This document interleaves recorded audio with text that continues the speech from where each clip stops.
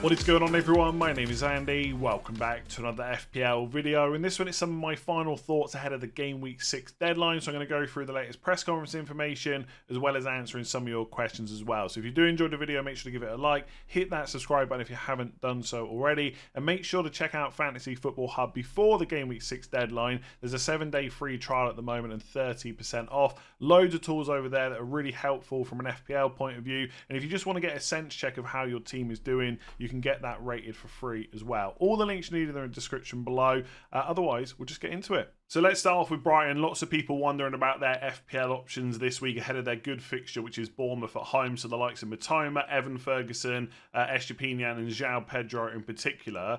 Now, last night, Brighton had their first European game. And before the match, De Zerbi said that Lewis Dunk and Evan Ferguson will play on Sunday. Neither of them were in the squad for the European game.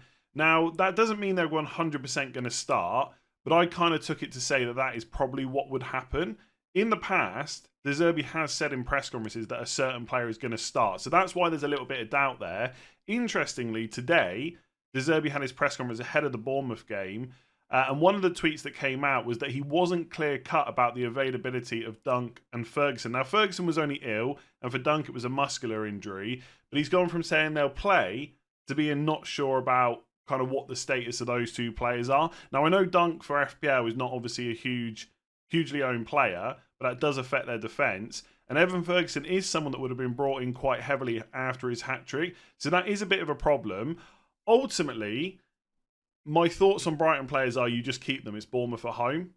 Now, obviously, there'll be certain situations where people have got spare transfers. They want to bring in different players. Like if you've got the money to go from João Pedro to Julian Alvarez, fair enough.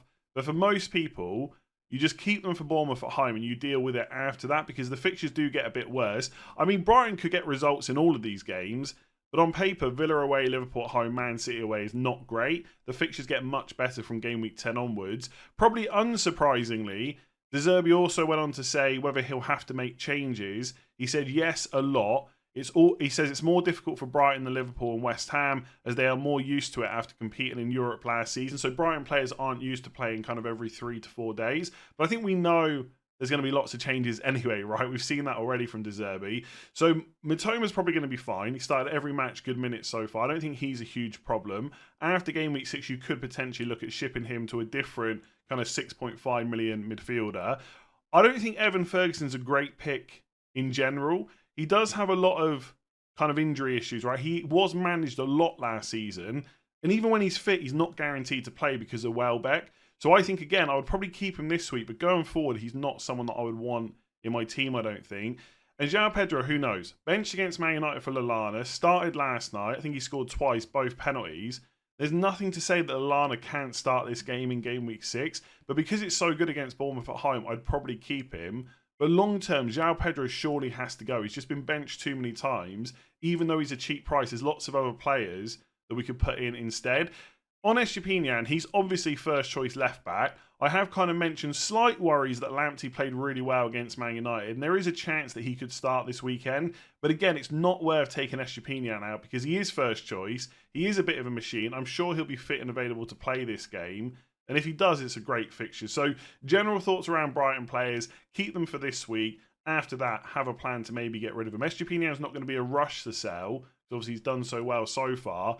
I don't see any clean sheets on the horizon after Game Week 6, not until Game Week 10 at least. So I want to talk about the Arsenal goalkeeper situation because some people might be wildcarding this week. Some people might be looking just to make a goalkeeper transfer in general. And obviously if Raya does become first choice, 4.8 million looks pretty good for Arsenal's starting goalkeeper. And we've seen in the past at Brentford how good he is at picking up bonus points, making saves and stuff like that.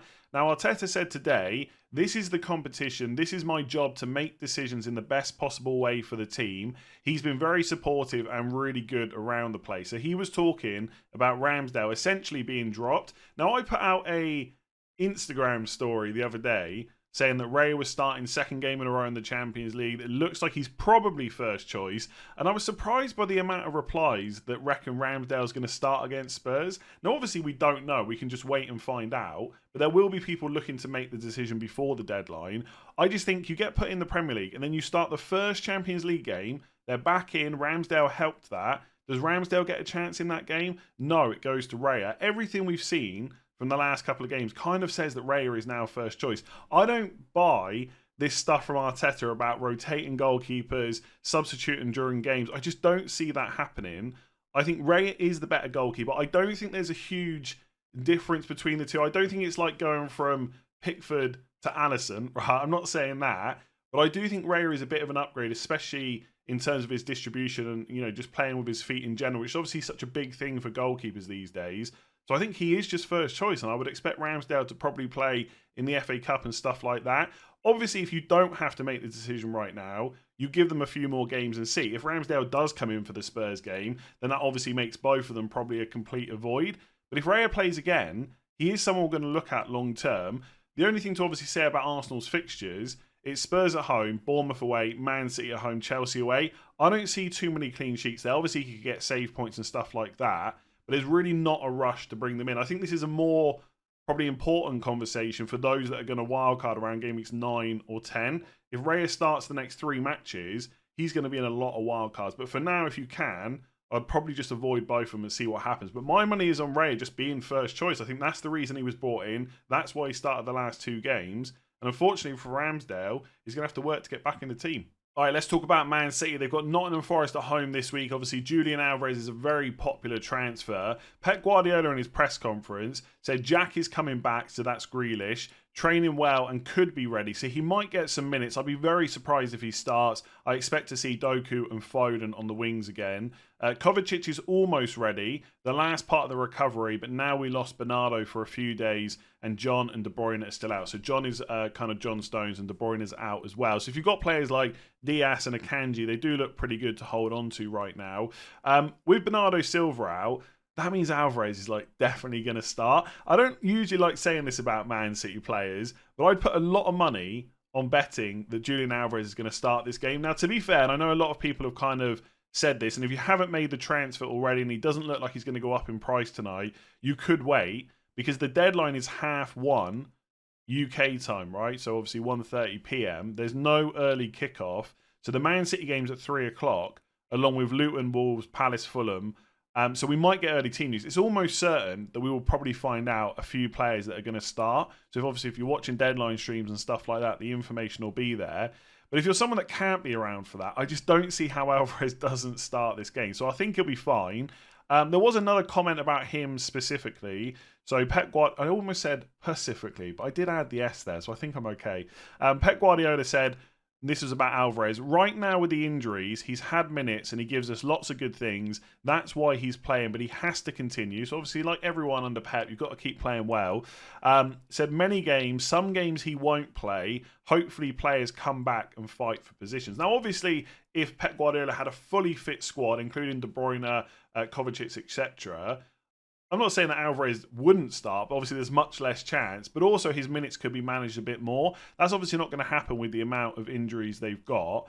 But before people panic on the some games he won't play, I mean, that's obvious, right? We're not expecting Alvarez to play every game from now until the end of the season. I suspect at some point he'll be rested in the Champions League. If Man City are kind of through in first place after the first 4 games or something like that, I'm sure him and Haaland will get a rest. I think the interesting thing here is you can rest both of them without having to play a non-number 9. It's only really him and Haaland, right? So if they both get rested at the same time, someone essentially has to play false 9. Now, under Pep Guardiola, that can definitely work. We've seen players like Foden play that before.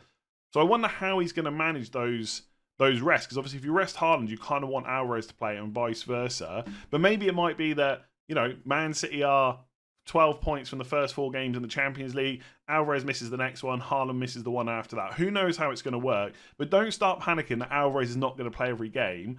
I would never buy a Man City player and expect that anyway. So I think he looks like a great transfer in. I've already said that if you've got a spare move, there's no real issue with kind of bringing him in this week, even if it's for Nicholas Jackson. I don't want people to twist my words. I'm not trying to sit on the fence, but I do like to give different perspectives, right? If I say that Nicholas Jackson isn't a must-sell and Alvarez isn't essential, that doesn't mean that Jackson to Alvarez is a bad move. If you've got the spare transfer, there's nothing wrong with getting rid of Jackson this week, and it's probably something that I'm going to look at doing. But do I think it's worth doing a hit for Jackson to Alvarez? Probably not. The big thing with Alvarez is, of course, you get the Nottingham Forest at home fixture. If he's going to keep playing, even for 7 million, he's still going to be a good option to buy in game week 7. But missing that great home fixture, then having Wolves away, Arsenal away, Brighton home, doesn't look quite so good. But honestly, I expect Man City to score in all 4 of the next 4 game weeks. Arsenal away is obviously really tricky, but even Brighton at home is not that bad. So, yeah, Alvarez looking good. As for the rest of the players, obviously I think Grealish is more of a consideration for Foden than it is for Alvarez right now. But if you've got Foden, again, no reason to get rid of him. Would I buy him right now? Not sure about that. I think Alvarez probably is the better choice. Plus, he doesn't take up a midfield spot. But if you've got Foden, I can't see any reason to sell before Forest at home. All right, let's talk about Chelsea. Very much a hot topic this week ahead of Aston Villa at home in game week 6, followed by Fulham away and Burnley away. That is the end of the really good fixture run that Chelsea have had since game week 3. You could say the best fixtures are already behind them. Luton at home, Forest at home and Bournemouth away. But I don't think the next 3 are too bad. From game week 9 onwards, the fixtures do swing in a bad way. So either you need to start planning about what transfers you're going to make to get rid of those Chelsea players either now or later on. Or for those of you that are planning to wildcard around game weeks 9 or 10, obviously you can deal with it then. In terms of the updates, Caicedo is going to be assessed, so we don't know whether he's going to start or not against Villa. I mean, to be fair, his time at Chelsea so far hasn't been great. Obviously, very small sample size. I think it's fair to say that the transition from Brighton to Chelsea has been tough. But I do think overall he does improve that team, especially from a defensive point of view. And up until this point, and I spoke about this in the game week preview, Chelsea have limited the amount of chances other teams have had. And they have had good fixtures, of course. But Fulham away and Burnley away aren't exactly tough. And I know that Villa at home is a bit tougher. They're a very good attacking side, but obviously they've had to play in Europe as well. So you could go down the route and create a narrative that Chelsea are going to be a little bit fresher. Either way, Caicedo being back is good news for Chelsea as long as he starts. Let's see what happens. Obviously, part of that defensive talk is about Chilwell, which I'll come on to in a minute, but also Gusto as well. Lots of people will still be holding him. Not only might Caicedo be back, but James is not back in full training. Now, there might be some of you that have got defenders like, I don't know, Estupinian, Newcastle defenders potentially, that you want to play ahead of Gusto. That's absolutely fine. But given his price, he's worth holding on to because at this rate, I would not be surprised if James is not back until after the international break. So if you had to play Gusto against Fulham away or Burnley away as backup, really not the end of the world. So I think that's quite good news. Broja could be back in the squad. Now, up until this point, Jackson's had no competition for that number 9 place. His minutes have been good, but as we know, he's 1 yellow card away from a suspension, and Broja being back would provide a bit of competition, even if it's not from a starting perspective. It could be minutes off the bench. Now, Broja's been out for a very long time, so I do not expect him to start against Villa. If you've got Jackson, you don't have a spare transfer, then you could keep hold of him. I know people hate it when I say that, and I'm not saying Jackson out is a bad move. Far from it. I'm just saying I wouldn't be taking hits to remove him, I don't think. I think it's okay to keep him 1 more week. I guess the only issue is, if you keep him against Villa and he blanks and gets a yellow card, he's then suspended against Fulham away. You'd have to get rid of him, right? You'd want to anyway. And then to make that Alvarez move, you're just going to feel like you're 1 week behind and you've missed Nottingham Forest at home. So I do get the clamour to do that move at all costs. But I personally don't think it's worth a hit. But look, lots of people think I'm wrong all the time. So maybe I'm wrong this time as well. Either way, close to a suspension, and Broja could provide a little bit of competition sooner rather than later. Although it might not be until the fixtures swing anyway.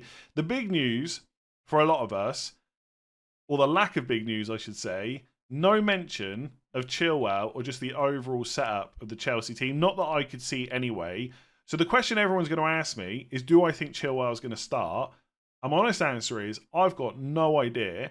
What I would say from an FPL point of view, if you've got a spare transfer, I think I would deal with the Chilwell situation now. There's no guarantee he plays left wing. There's no guarantee he plays left back either. And Pochettino has already shown that he's prepared to bench him. Now, again, just to kind of say what I've said already this week, the commentator in the game against Bournemouth did make a comment that Chilwell had a slight knock, but I've not seen that anywhere else. Nowhere apart from in that game have I seen any mention of a knock. So if that is the case, he was just benched, and that is not great going forward. So if I had a spare transfer, I'd be looking to get rid of him. For my own team, I've kind of put myself in a bad position because last week I could have done Saliba to a Newcastle defender and not got Son, and therefore I'd be looking at Estupinian, let's just say Botman, and then I could get rid of Jackson and Chilwell in 2 moves and just bring in Shah or Trippier, whoever it is, right? Whatever the money situation was. But now, if I want to get rid of Jackson, then I can only deal with one of Chilwell or Saliba because I don't want to take a hit. So it's either get rid of Chilwell because he's a doubt, but play Saliba against Spurs, or get rid of Saliba and hope Chilwell's okay. But if he's not, that's another issue to deal with next week. So I think it really depends on your team. I know that's so cliche every time I say it, but if you've got loads of other fires to put out, I think giving Chilwell a chance is okay. Ultimately, I'm not expecting Chelsea to get a clean sheet anyway. I know I've just said about Caicedo and Gusto might be a good hold, but Villa is a tough team to play against. I'm not saying that Villa are going to go and score 3 or 4, but they could score 1 or 2, definitely. I just think the reason that I'm kind of keen to keep hold of Chilwell is because if he does play, then you also get Fulham away, Burnley away. But he is such a doubt now. Like, he has to be a doubt, right? We haven't seen him start a game at left back. He's always played left wing. And then the one time he's not playing left wing, because Mudryk comes in instead, he doesn't even play left back. So we can't say definitively whether he is going to start or not. But what we can say, he is an issue, right? He is a worry moving forward, no matter what anyone says. And he might play the next 3, but no one can guarantee that. And if it's not going to be left wing, is Pochettino going to give him license to get forward as a left back? We just don't know. So I feel like he is a sell if you got a transfer. Would I take a hit? Definitely not. I just play him against Villa and hope for the best. For my team, I'm undecided right now, but I'm kind of leaning towards keeping him. But if I dealt with Saliba last week, I'd be selling Chilwell this week, I think. So I know I've already talked about Man United players this week, and people, judging by the comments, have been absolutely loving my thoughts around it. Don't think I'm biased or anything like that. But it is a final thoughts video. We did get a slight update about from Ten Hag that might affect some players positively moving forward, but I just thought I'd give you my final thoughts on them, which will come as no surprise if you watched all the other videos this week. So anyone looking to get rid of Rashford or Fernandes, there are probably certain situations where it's perfectly fine to do. Like if you really want Salah and you've got to get rid of one of these two, even if it's maybe both of them and it's not for a hit or anything like that, then perhaps that is a decent move. But generally, and this point applies from now until the end of the season, most players that you've obviously made a decision to have in your team do not need to be sold before a fixture like Burnley away, Luton at home, Bournemouth at home, Sheffield United away, and fixtures like that. So I would not be looking at my team right now with Rashford and Fernandes in it, thinking they are absolute must-sells before Burnley away. How many times in the past, not just for Man United, have we seen form change because the fixtures get better? And I'm not saying Man United have had completely awful fixtures. Wolves at home, Forest at home, good. Even Brighton at home shouldn't have been as bad as it went. But they've also played Spurs away, Arsenal away. I'm not really worried that they lost to Bayern Munich away either. But what they have done is kind of continue to score goals in most of those games. And the fixtures coming up look pretty good. And if they can do well against Burnley away, suddenly the outlook looks a lot better. They got back-to-back home games. And then maybe we will see a bit of an improvement. In terms of the update from Ten Hag, he said, Varane will train today, so that's Friday, and we will see. Amrabat will train, we will see, and Mount as well. So all 3 of those players could be back soon. I highly doubt we're going to see Mount or Amrabat start this week. But if they're back moving forward, I think that's only a positive for Man United. So, as always, I'm never trying to sit here to make people keep their players. If you want to sell Rashford and Fernandes, it's your team. In most cases, people watching this video, you're an adult. You're allowed to transfer them out if you want. My opinion, or advice if you want to call it that, is that Burnley away is a really good fixture. And if Rashford and Fernandes came away with points, it would not be that surprising. I actually, outside of Salah, don't think there's a huge amount of midfielders to sell them for anyway. So, yeah, the outlook could look... Why do I keep saying that? It's looked twice in a row. It doesn't sound great, but I've said it 4 times now. It's going to look better if they beat Burnley, because the fixtures afterwards are decent, and then there's going to be less need to kind of get rid of them. And those players coming back will hopefully improve things as well. But I will agree with people, it doesn't look great for Man United, and there's so many issues off the pitch that could continue to affect them. And if they get another bad result against Burnley, massive pressure all round. So not just from a footballing perspective, but there's a lot of pressure riding on from an FPL point of view. I would not be surprised if Rashford and Fernandes come away with points this week. All right, let's get into some of your questions. So what do we do with Gabriel Martinelli? No one is talking about him. Who do we even replace him with? And this is kind of what I was getting at with Rashford and Fernandes. And I should clarify, it's not that there's no midfielders. There's a reason that most of us are on 3-5-2 formations because of the amount of options. It just doesn't feel like there's a pressing need to buy many of the ones that we don't already own this week, unless you're desperate to get someone like Salah. Take Son and Maddison. Okay, Son was only great for 1 week, but Maddison has kind of ticked over. Both of them were very popular a game week or two ago, but now they've got Arsenal away, Liverpool at home. So you might keep them if you've got them, but there's not a need to go out and buy them. I feel like that's the situation with a lot of midfielders. I'll come on to possible replacements in a second. Arteta was asked about Martinelli in the press conference, and he said he's going to be assessed ahead of the Spurs game. Now, originally, it seemed to be an issue that he felt with his hamstring. He wasn't in the Champions League squad at all. I'd be very surprised if he's back for that Spurs game. And even if Arteta knew he was out, I don't think he would have given it away in the press conference. He's had previous for doing that already. And obviously, it's a big game against Spurs. So I think he's probably quite a big doubt for this week. So then if you keep him, you're really pinning your hopes on him playing that Bournemouth away game in game week 7. Because after that, it's Man City and Chelsea. And of course, Arsenal can score in those games. But they're going to be a bit tougher than most of the matches they've already had. Like, if you've got Saka, not a worry whatsoever. You play him against Spurs at home. You play him against Bournemouth away. But of course, he's not an injury doubt. So if I had Martinelli, I'd sell him. I'm sure there's going to be some questions. Would you sell him for a hit? I might consider that if I didn't have a good bench. If I had someone on the bench that could play, maybe you give Martinelli another week, see if he plays against Bournemouth. But I think in most cases, he's probably a good sell. In terms of who to buy, obviously Salah, but you'd have to have a lot of money in the bank. In terms of in and around his price, I know people are going to hate this, and I've already said it this week, and the comments are going to just be at me again, but that's fine. I don't think buying Rashford is that bad of a call. They've got Burnley away, Palace at home, Brentford at home, Sheffield United away. It's a good fixture run. And if he comes into any kind of form, then there's definite points in most of those games. And I think he has been maybe a little bit unlucky to not have more returns already. Obviously, even in the last game against Brighton, loads of shots, that assist that was really close for Højlund as well. He assisted Højlund against Bayern Munich too. So there's a little bit of a partnership going on there as well. I think Rashford's a pretty good buy if you've got a bit of extra money to spend.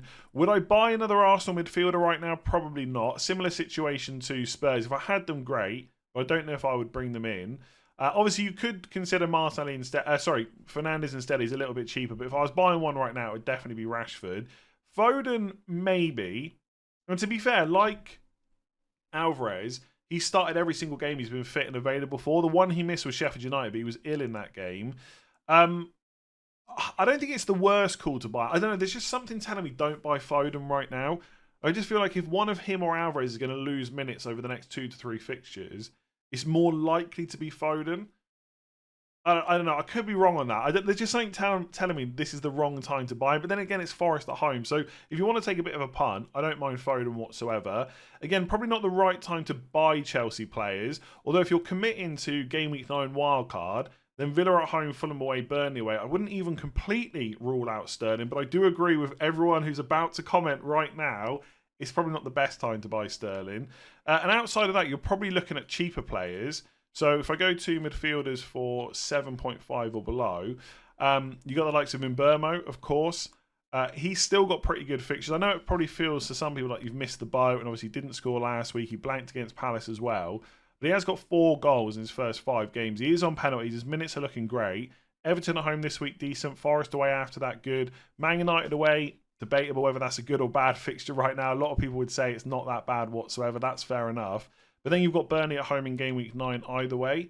So I think that fixture run still looks pretty good. A lot of people are looking at Diaby, and I get it because Villa's fixtures do turn. But interestingly, like Chelsea away this week, I don't know, it's okay. Well, it's not brilliant though. Then it's Brighton at home. Then Wolves away, West Ham at home. They're okay fixtures, but the really good fixtures for Villa aren't until Game Week 10. And at that point, Mitoma's fixtures also turn as well. So that's why I still prefer Mbeumo. And one player not being talked about much at all is Eze.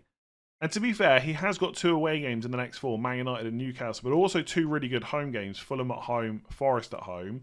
And then you've got Spurs at home, okay, not great. Then it's Burnley, Everton, Luton. So West Ham away and then Bournemouth at home in Game Week 15. So he could even be a bit of a longer-term hold if you're prepared to keep him through those tougher fixtures. The thing I like about Eze is, like in Burma, he's got penalties, which Diaby doesn't have. Plus, Diaby's got European games as well. So that's probably where I would be looking.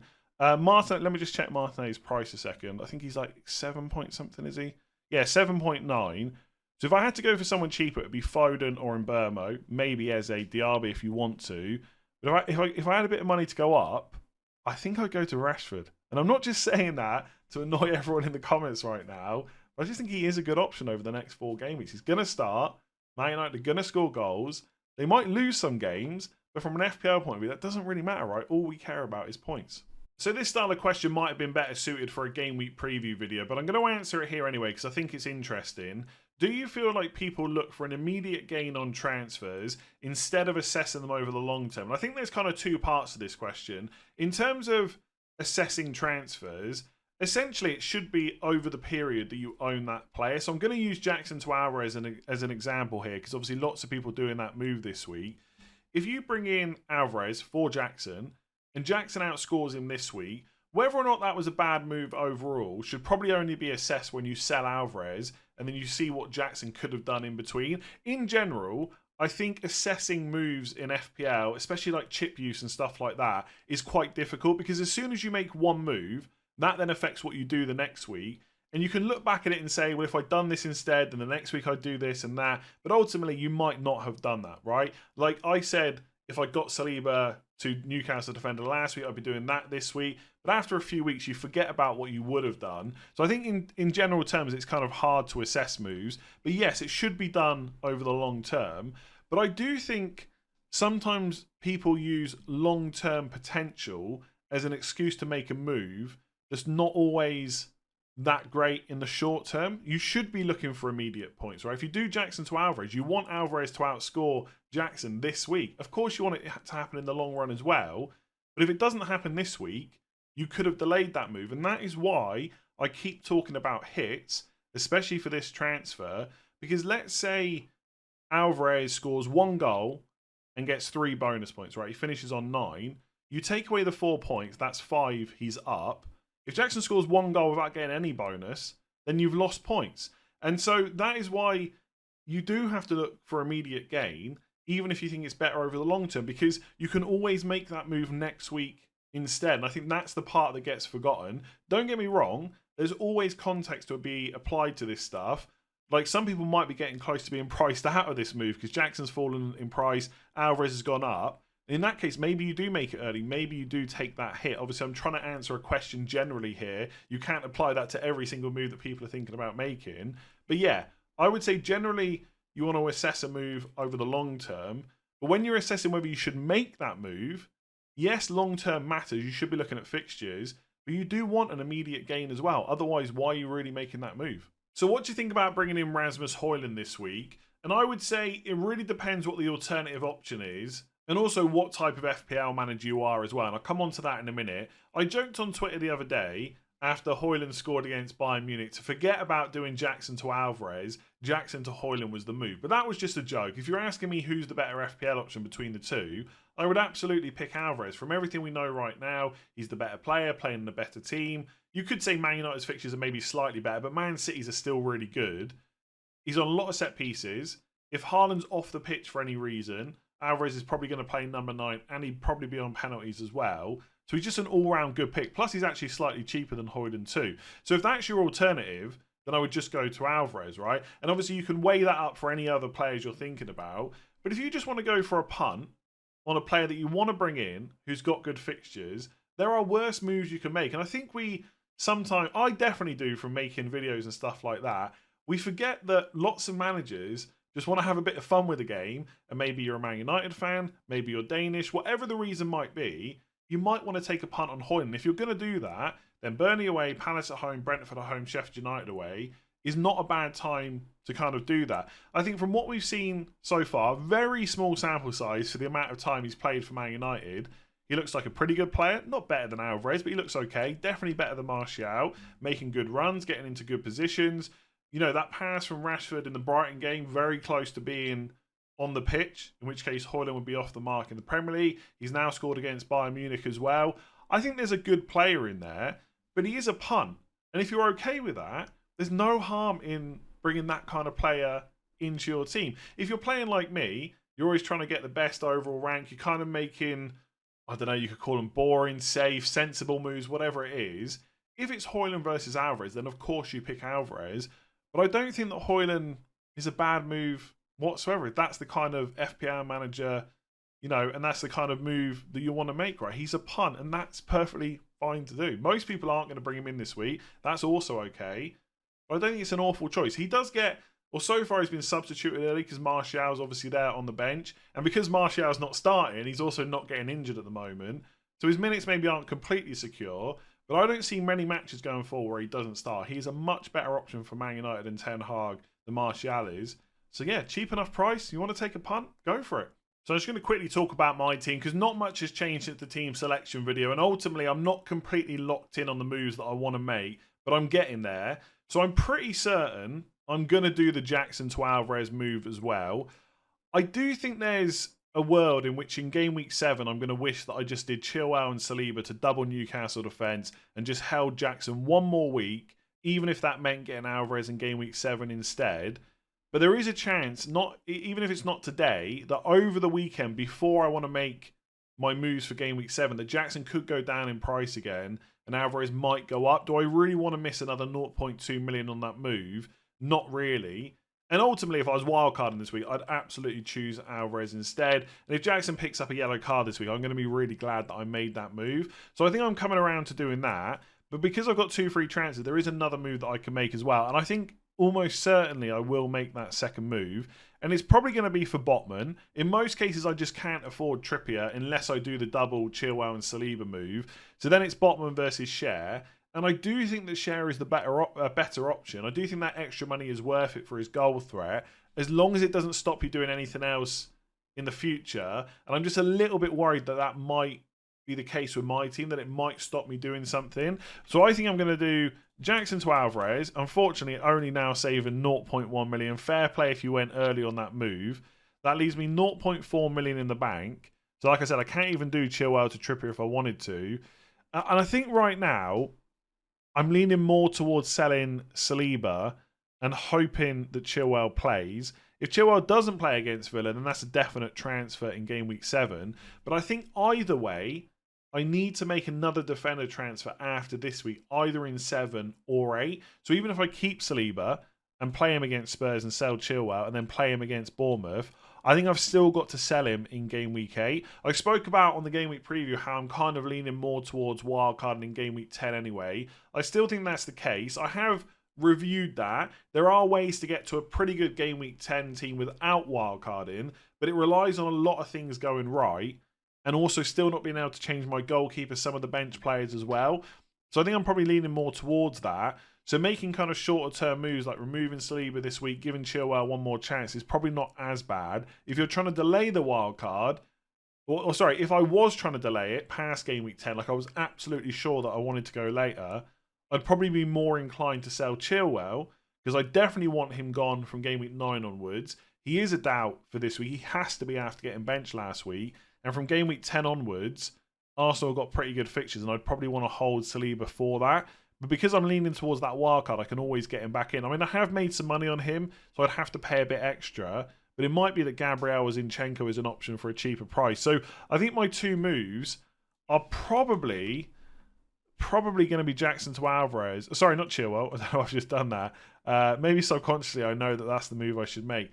And probably Botman in for Saliba, leaving me 0.9 million. The only thing I need to think about before the deadline tomorrow on Saturday, which is later, by the way, I think I maybe already said that, but it's 1:30, is what I might need that money for. Because if I don't need the money, maybe I just get Cher instead. But I just think for 4.6 million, very annoying that Botman's gone up in price, by the way. Absolutely nailed in one of the best defences in the league with good fixtures. He's just a good option to have in our team. So I think that's what I'm going to do. I don't think a hit is needed. I think the one problem with Chilwell, if he doesn't start, he definitely comes on. So that's a little bit annoying, but I think that's just a risk that I have to take. And if he does start against Villa at home, I'm okay with playing him in game week 7 as well. So that's the way I'm leaning. Basically, short version of this, I don't want to ramble too much. I'm pretty sure I'm going to do Jackson to Alvarez. It's just the defender move I'm not quite sure about. And maybe I'll have a brainwave before tomorrow and that will change my mind. But I think selling Saliba is probably the right move. Anyway, let me know if you think differently. If you've enjoyed that video, make sure to give it a like, hit that subscribe button, and I'll catch you tomorrow for the deadline stream, which will start about 12 o'clock UK time. If you're listening on podcast, make sure to rate 5 stars. Good luck with your decisions, and I'll catch you again tomorrow.